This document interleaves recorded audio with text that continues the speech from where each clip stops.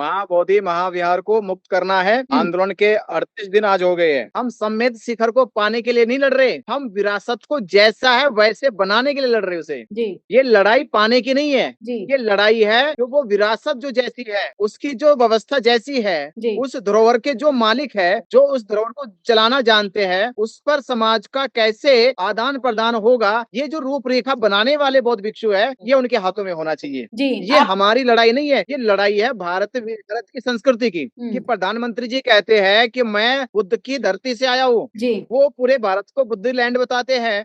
तो अब उनसे पूछो कि आप तो बोध गया में महाबोधि महाविहार के कागज की बात कर रहे हो और प्रधानमंत्री कह रहे कि पूरा भारत बुद्ध की धरती है। जी तो बुद्ध के जगह के लिए, स्थान के लिए हमें हमें सबूत नहीं दिखाने। मुख्यमंत्री योगी योगी जी ने भी कहा था यूपी के कि जब तक भारत रहेगा तब तक बुद्ध रहेंगे। यानी ये प्रमाण दे रहे कि बुद्ध ही भारत है और भारत ही बुद्ध है। जो समाज फायर रहा हो, जिसने भीमा कोरेगांव का 500 महारों ने युद्ध लड़ा हो 28,000 पेशवा सेनाओं से, तो वो फायर समाज है। वो फायर समाज है जो सम्राट अशोक की सेना। तो हम उस समाज की सेना जो हमेशा फायर का मतलब होता है कि जो अपनी लड़ाई लड़ता अपने बल पे लड़ता हो, जो निर्भर नहीं है, जो सेल्फ डिपेंडेंट होता हो।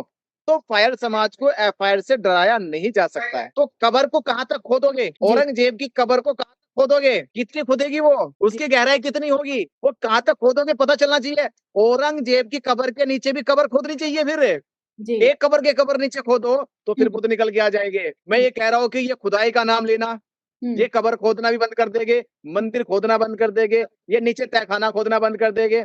ये संभल के जो कहते हैं कि 1 मंजिल 2 मंजिल 3 मंजिल, अरे भैया 3 मंजिल छोड़ो, तुम पूरे भारत को खोद के देखो। मैं कह रहा कि उस दिन क्या है कि मिट्टी के हाथ मत लगाओ, क्योंकि सारी मिट्टी का कण कण खुद का कण है। कि भारत को जब भिक्षुओं का नेतृत्व मिल जाएगा, जब भारत की सरकारों को या राज्य की सरकारों को बौद्ध भिक्षुओं का मार्ग मिल जाएगा, उनके आदर्श पे चलना शुरू कर देंगे, उस दिन भारत फिर से हमारा विश्व गुरु बन जाएगा। नमस्कार, मैं निधि रतन और आप देख रहे हैं नेशनल दस्तक। इस समय हमारे साथ खास मेहमान जुड़ रहे हैं भंते विनय आचार्य बोध गया से। बोध गया महाबोधि को लेके लगातार धरना, आमरण अनशन पर बैठे हैं लोग और उसको लेके ही बातचीत करेंगे। क्या आंदोलन में बदलाव आया? भंते जी, हमारे चैनल में आपका स्वागत है। बहुत बहुत शुक्रिया आपका, आपके सभी दर्शकों का बहुत बहुत धन्यवाद। पहला सवाल आपसे है कि इतने दिन हो गए हैं, प्रशासन आपकी बात नहीं सुन रहा है, किस आंदोलन को खत्म होने का नाम क्यों नहीं ले रहा है ये आंदोलन? नहीं, आंदोलन खत्म नहीं करना है, महाबोधि महाविहार को मुक्त करना है जी। महाबोधि महाविहार को मुक्त करना है। आंदोलन के 38 दिन आज हो गए हैं जी। और खास बात यह है कि अभी आंदोलन पे प्राकृतिक का भी बहुत अच्छा भी जो माहौल है बना हुआ है। जी। 3 दिन से हल्की हल्की बारिश हो रही है, रात भिक्षु भीग गए। आज हमने क्या किया, टेंट को और मजबूत कर दिया। जी। अच्छी उसपे जो वाटर प्रूफ ऊपर की जो हमने टेंट है वो बना के लगा दी इस पे आज। जी। और टेंट इतना खूबसूरत हो गया है कि अब आराम से इसमें 1000 भिक्षु बैठ सकते हैं। जी। तो क्या वजह है इसकी कि आप पर एफआईआर भी हो गया, फिर भी आप डरने का नाम नहीं ले रहे? आराम से शांत रहिए, क्योंकि बुद्ध का मार्ग तो कहता है कि सबको सद्भावना और समानता की नजर से देखिए। फिर महाबोधि को आजाद तो कराने शांति का है। सवाल कहाँ से आ गया? पिछले कुछ वर्ष पहले सम्मेद शिखर जैनियों के एक पवित्र तीर्थस्थल है, जिसके लिए जैन मुनियों ने उसकी मुक्ति के लिए, उसकी आजादी के लिए एक यात्रा निकाली। जी। तो मेरे एक बड़े खास जैन मुनि मित्र है, मैंने उनसे कहा कि आपने तो सब कुछ त्याग दिया है, जी। सब कुछ त्यागने के बाद आप ये सम्मेद शिखर की लड़ाई क्यों लड़ रहे हो? क्या चाहते हो इससे आप? और क्या इसमें आपका भविष्य है? क्योंकि आपका भविष्य तो अब जैन मुनि बनकर पूरा हो गया। जी। तो उन्होंने मुझे एक जवाब दिया था उस समय कि भंते जी, हम सम्मेद शिखर को पाने के लिए नहीं लड़ रहे, हम विरासत को जैसा है वैसे बनाने के लिए लड़ रहे उसे। जी। ये लड़ाई पाने की नहीं है, जी। ये लड़ाई है कि वो विरासत जो जैसी है, उसकी जो व्यवस्था जैसी है, जी। उस धरोहर के जो मालिक है, जो उस धरोहर को चलाना जानते हैं, उस पर समाज का कैसे आदान प्रदान होगा, ये जो रूपरेखा बनाने वाले बौद्ध भिक्षु है, ये उनके हाथों में होना चाहिए। जी। ये हमारी लड़ाई नहीं है, ये लड़ाई है भारत की संस्कृति की। जी, आपने संस्कृति विरासत की बात की, तो विरासत का नाम तो देश के प्रधानमंत्री नरेंद्र मोदी भी लेते हैं कि मैं बुद्ध की धरती से आया हूँ। अभी भी आपको लगता है कि विरासत खतरे में है? बिल्कुल खतरे में। मुझे अभी क्या हुआ कि कल किसी मेरे एक जानकार को, अभी जब हम कोर्ट में गए हमारे वकील साहब मेरी बेल के लिए, तो जी, वहां पे एसएचओ कहता है कि ये जो धरना दे रहे हैं, इनसे पूछो कि इनके पास माँ बोधि महाविहार के क्या कोई सबूत है, जी। जमीनी कागजात है इनके पास। हुँ, तो मैंने कहा जब वो मेरे पास आए कि भाई इनको प्रधानमंत्री का भाषण जाके सुनाओ पहले, कि हुँ, प्रधानमंत्री जी कहते हैं कि मैं बुद्ध की धरती से आया हूँ। जी, वो पूरे भारत को बुद्ध लैंड बताते हैं। हुँ, तो अब उनसे पूछो कि आप तो बोध गया में महाबोधि महाविहार के कागज की बात कर रहे हो और प्रधानमंत्री कह रहे कि पूरा भारत बुद्ध की धरती है। जी, तो बुद्ध के जगह के लिए, स्थान के लिए हमें हमें सबूत नहीं दिखाने। जी, ये पूरी जो मिट्टी है, इस मिट्टी में जो कण-कण भी है ना, वहाँ पे बुद्ध की है, अवशेष है। बुद्ध स्थापित हो चुके हैं जी, और ये इतिहास गवाह है सम्राट अशोक के समय का। हुँ, इन्होंने इतिहास तो पढ़ा पर उसे भूल गए। जी, हमारे चाहे इंस्पेक्टर साहब हो, सीओ साहब हो, कि हुँ, उनको ये मालूम नहीं कि जब भारत अखंड भारत था, हुँ, जब भारत विश्व गुरु था, जब भारत की तरफ किसी ने भी आँख उठाकर नहीं देखा, तब भारत में कौन था? तब सम्राट अशोक थे, तब भारत में बुद्ध थे। यानी दोनों चीज़ चलती थी, शांति भी और क्रांति भी। जी, दोनों पैनल एक साथ-साथ चल रहे थे कि शांति भी बुद्ध की थी और क्रांति भी सम्राट अशोक की थी। तो जी, ये भारत के लिए आपको जगह का कोई प्रमाण नहीं देना है। अरे हुँ, भारत है, ये उसका प्रमाण है। हुँ, भारत है, ये उसका प्रमाण है और ये प्रमाण मुख्यमंत्री योगी योगी जी ने भी कहा था यूपी के कि जब तक भारत रहेगा तब तक बुद्ध रहेंगे। जी, यानी ये प्रमाण दे रहे हैं कि बुद्ध ही भारत है और भारत ही बुद्ध है। जी, और यहाँ के प्रशासन कह रहे कि बौद्ध विहार के सबूत लाके दिखाओ। तो हुँ, ऐसी जो पागलपन वाली बातें, बेअक्ली बातें जो ये कर रहे हैं, इसका अर्थ ये है कि यहाँ के बौद्ध भिक्षुओं को ये समझ रहे कि ये लोग डर जाएंगे, ये लोग इनका मेंटल हरासमेंट कर देंगे, इन लोगों को किसी भी तरह से इनको प्रताड़ित करके यहाँ से निकाल देंगे। पर इनको एक मालूम जानकारी नहीं है कि भिक्षु बनने से पहले जब ये चीवर लेते हैं, तो ये त्याग भी करते हैं, जी, समर्पण भी करते हैं, ये प्रलोभन से भी मुक्त हो जाते हैं, ये आसक्तों से भी मुक्त हो जाते हैं, ये डर से भी और किसी आतंक से भी विमुक्त होकर अपने जीवन को निर्भय और निडर बनाकर जीते हैं। तो जी, ऐसी तो कोई चीज़ ही नहीं है कि अब भिक्षुओं को यहाँ से डिगा सके।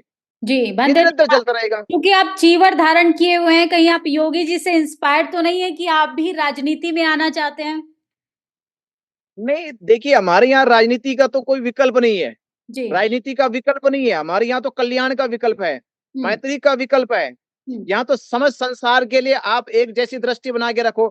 अब राजनीति तो पक्ष-विपक्ष की होती है, अच्छे-बुरे की होती है। जी, भिक्षु का जीवन ना अच्छे से ना बुरे से, सबके प्रति समता और मैत्री बनाए रखना है।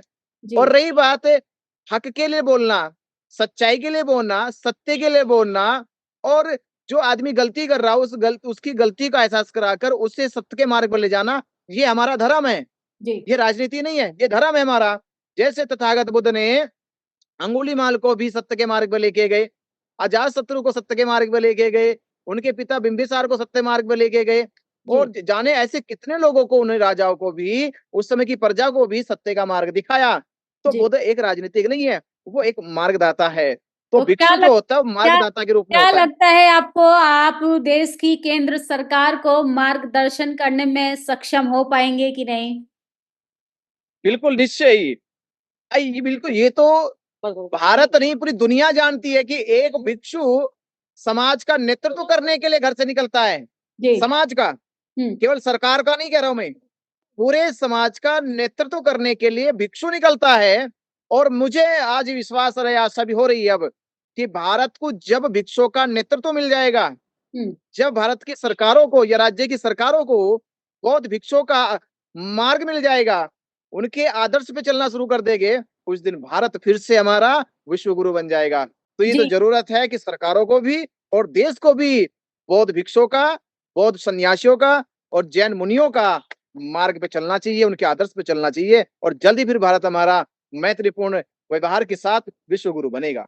जी। आपकी एक लाइन सोशल मीडिया पर बहुत तेज़ी से वायरल हो रही है कि फायर समाज को एफआईआर से डराने की कोशिश की जा रही है। इस पर आप क्या कहेंगे? कौन से समाज को डराने की बात की जा रही है? क्या वाकई में फायर समाज को एक चेतावनी दी जा रही है? नहीं, ये ऐसा कि मैं बैठा था तो कोई मुझे उस समय कह रहा था, फोन पे कह रहा था कि एसएचओ आपको कह रहा है कि मैं इनको अब जेल में डाल के छोड़ूंगा, इन्होंने ऐसा भंग कर दिया, इन्होंने वो भंग कर दिया, इन्होंने प्रशासन को वो कर दिया है। तो मैंने कहा, मुझे याद आ गया, उसमें भीमा कोरेगांव की बात याद आ रही थी, क्योंकि मैं बचपन में बहुत कहानियां पढ़ता था भीमा कोरेगांव की। तो मैंने कहा कि भाई, जो समाज फायर रहा हो, जिसने भीमा कोरेगांव का 500 महारों ने युद्ध लड़ा हो 28,000 पेशवा सेनाओं से, तो वो फायर समाज है। वो फायर समाज है जो सम्राट अशोक की सेना, वो फायर समाज है जो क्या कटक भुवनेश्वर की सेना। तो हम उस समाज की सेना जो हमेशा फायर का मतलब होता है कि जो अपनी लड़ाई लड़ता अपने बल पे लड़ता हो, जो निर्भर नहीं है, जो सेल्फ डिपेंडेंट होता हो। तो फायर समाज को फायर से डराया नहीं जा सकता है। मैंने कहता है। जी, आपने इतिहास की बात की, फिलहाल अभी तो औरंगजेब की कब्र खोदने का काम किया जा रहा है। तो बुद्ध का इतिहास को कब बाहर लेकर आया जाएगा? क्या सरकार नहीं चाहती है, इसलिए औरंगजेब की तरफ मुद्दा भटकाया जा रहा है? दोनों बातें हैं। पहली बात तो यही है कि महाबोधि महाविहार का आंदोलन जो 38 दिन से लगातार अपनी गति और निरंतर मजबूती से आगे बढ़ रहा है, और पूरे देश में हलचल बनी हुई है, सरकार में हलचल बनी हुई है। आपको अपडेट दे दूं, बोध गया का, गया प्रशासन ने, डीएम ने एक प्रस्ताव, एक आदेश जारी कर दिया कि महाबोधि महाविहार में मोबाइल लेकर नहीं जा सकते, कैमरा लेके नहीं जा सकते। क्यों नहीं लेके जा सकते भाई? ऐसा कौन सा वहां पे तहखाना है जिसको देख नहीं सकते? ऐसी क्या चीजें छिपा रखी आपने जो देख नहीं सकते? इसका मतलब यह है कि प्रशासन जानबूझकर वहां की कुछ ऐसी तस्वीरें बाहर निकलना नहीं देना चाहते कि जो जनता के सामने ना आ जाए, देश के सामने ना आ जाए, तो छिपाना चाहते हैं। इससे ये सिद्ध हो गया कि ये लोग चोरी कर रहे 75 सालों से, ये छिपाने का काम कर रहे हैं भारत के पौधों से। तो रही बात छिपाने की, तो कब्र को कहां तक खोदोगे? औरंगजेब की कब्र को कहां तक खोदोगे? कितनी खोदेगी वो? उसकी गहराई कितनी होगी? वो कहां तक खोदोगे पता चलना चाहिए। औरंगजेब की कब्र के नीचे भी कब्र खोदनी चाहिए। फिर एक कब्र के कब्र नीचे खोदो तो फिर बुद्ध निकल के आ जाएंगे। और औरंगजेब की कब्र ही नहीं, जितनी भी यहाँ पर कब्रें बनी हुई है, जितने भी यहाँ पर जो मठ बने हुए हैं, उन सब मठों की खुदाई होनी चाहिए। और एक बार तो आदेश पारित कर देना चाहिए, जैसे चकबंदी का आदेश पारित हो जाता है कि भाई चकबंदी करो, किसके नाम जमीन है, किसके नाम बेनाम जमीन है, किसका अवैध कब्जा है, और जिनके पास जमीन नहीं है उनको जमीनों के पट्टे दे दिए जाए। तो मैं कह रहा हूँ कि ऐसी भी चकबंदी होनी चाहिए सभी मठों की, सभी मस्जिदों की, सभी सभी धार्मिक स्थलों की। उनकी चकबंदी हो के खुदाई हो जाए, और खुदाई के बाद जिसका निकल जाए उसका हो जाए, देख ले जाए फिर तारीखों में। तो ऐसी कोई जगह नहीं मिलेगी। मैं ये कह रहा हूँ कि ये खुदाई का नाम लेना, ये कब्र खोदना भी बंद कर देंगे, मंदिर खोदना बंद कर देंगे, ये नीचे तहखाना खोदना बंद कर देंगे। ये संभल के जो कहने कि 1 मंजिल 2 मंजिल 3 मंजिल, अरे भैया 3 मंजिल छोड़ो, तुम पूरे भारत को खोद के देखो। मैं कह रहा कि उस दिन क्या है कि मिट्टी के हाथ मत लगाओ, क्योंकि सारी मिट्टी का कण कण खुद का कण है। तो औरंगजेब को लेके मुद्दा भटकाया जा रहा है। एक सीरियस सवाल लेंगे कि मीडिया का क्या रोल है, क्योंकि मीडिया, मेन स्ट्रीम मीडिया आपके इस प्रोटेस्ट को नहीं दिखा रहा है, और जो पत्रकार आपकी प्रोटेस्ट को दिखाने का काम कर रहे हैं उनको भी पुलिस जो है लगातार थाने में कई कई घंटों तक बिठाने का काम करती है। इसको आप कैसे देखते हैं? मैं जानता हूँ, मुझे एक थोड़ी सी चटकुला याद आ रहा, आप सीरियस बात करें पर मुझे एक थोड़ी सी हास्य बात याद आ रही है, उसकी मदारी वाली बात। मदारी की बात, हमारा मीडिया मदारी दिखाता मदारियों को। मदारी जो यहाँ पे मदारी का काम कर रहे हैं, जैसे वीरेंद्र शास्त्री मदारी का काम करते हैं, वो खेल दिखा रहे बढ़िया, तो खेल दिखाने वाले खूब दिखाएंगे उन्हें भी। वो जाके उन्हें पंडोखर सरकार को दिखाएंगे खूब, उन्हें वो निर्मल बाबा को दिखाएंगे, वो आसाराम बाबा को दिखाते हैं, जो पूरे का पूरा मदारी की तरह काम कर रहे हैं। ये उनको नहीं दिखाएंगे जो व्यवस्था की लड़ाई लड़ रहे हैं, ये उनको नहीं दिखाएंगे जो बौद्ध भिक्षु अपना पूरा जीवन त्याग कर जो समाज के लिए निकलता है। वो समाज के लिए निकलने के बाद जब वो महाबोधि महाविहार की बात उठा रहा है, तो उसकी बात में कितनी ताकत है, उनकी बात में कितना वजूद है, ये उसको नहीं दिखाएंगे। क्यों नहीं दिखाएंगे? क्योंकि मीडिया सबकी सब बिकी हुई मीडिया है, तो इनको केवल वही दिखाना है जिससे देश को बेवकूफ बनाया जा सके। ये वो दिखाएंगे जिससे देश को अंधकार में डाला जा सके, क्योंकि ये मीडिया देश को मूर्ख बनाना चाहती है।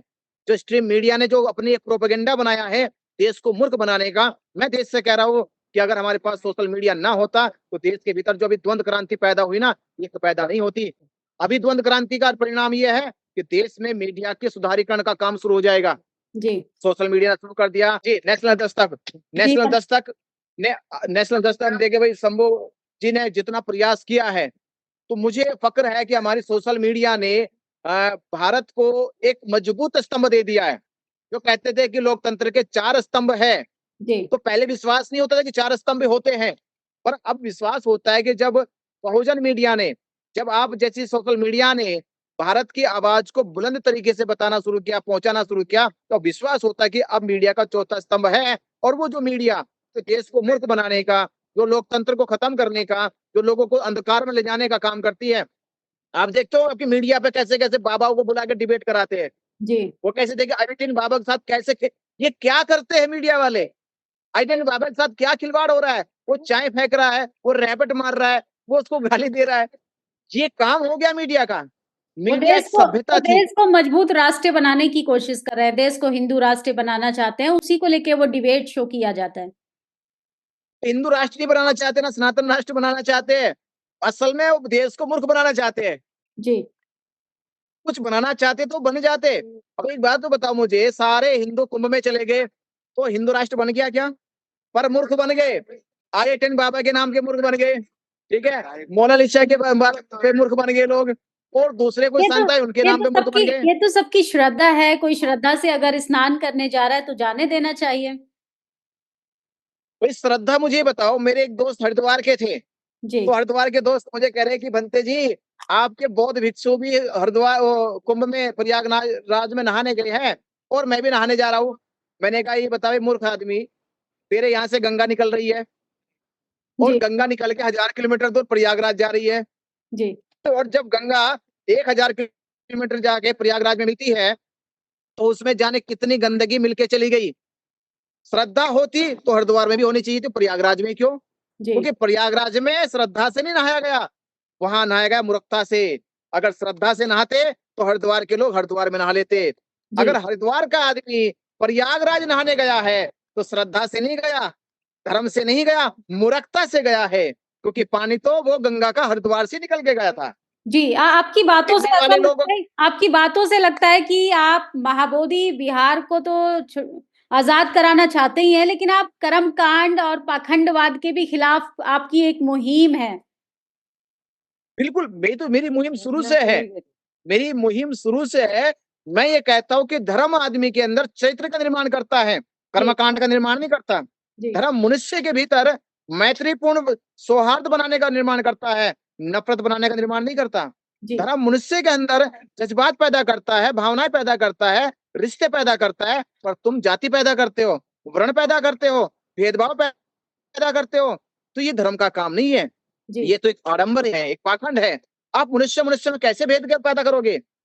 अगर मनुष्य में भेद होता तो आपके 2 हाथ की जगह 4 आंख होनी चाहिए थी, आपके 2 हाथ की जगह 4 हाथ होने चाहिए थे। तो कुछ तो अंतर बायोलॉजिकल होना चाहिए था, या कहीं मेंटल अंतर होना चाहिए था। भाई अगर आप पे भगवान का साया है तो आपको विद्वान बना देते, मेरे जैसे बनते बिनाचार्य को मूर्ख बना देते हो आप। और आप सारे यज्ञ कर लो, सारे तप कर लो, सारे तपस्या कर लो, सारे मंत्र उच्चारण कर लो, तो मुझे अपने परमेश्वर से मेरी बुद्धि को अब हर लो बस। हर के निकालो कि मेरी बुद्धि हर ले वो, मेरी बोलती बंद करा दे।